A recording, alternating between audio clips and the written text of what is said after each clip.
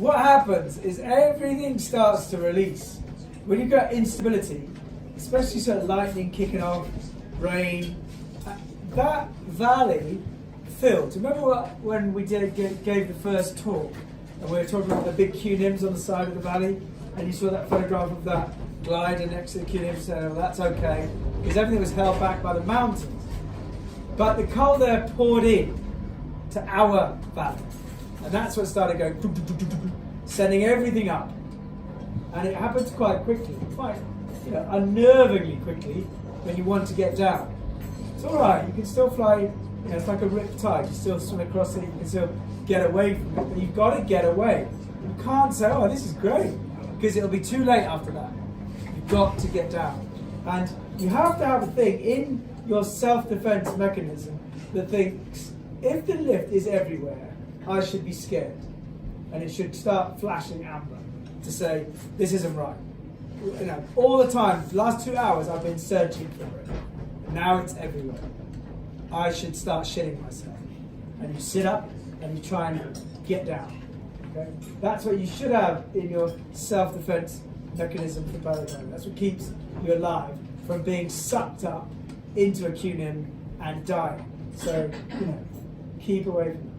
And everyone has a sort of, yeah, it's all right, I got away with it this time, I got away with it this time.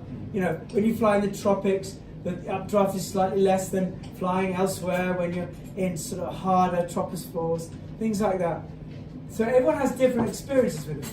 And you can't give the experience that you have locally with the experience you are having somewhere new, totally different.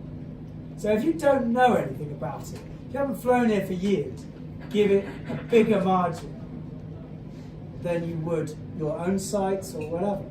And that's the sort of the thing about this unstable air mass, that is quite fine as long as it doesn't affect our valley. And it was, as soon as those lightning strikes hit, they were 10 k's away. But that's not very far when things are now starting to kick off. JC and I were on our final glide in with the rain. That's all right. Lightning. A bit more lightning. So, you've got to think, right, that's enough. And I can give you umpteen stories of that in competitions. So you did the responsible thing and all of you landed, which is great. So that was fine. I'm going to show you, there's going to be a little bit of self-indulgence here. Because JC, a good old friend we've been flying together for 30 years, and myself, won the day.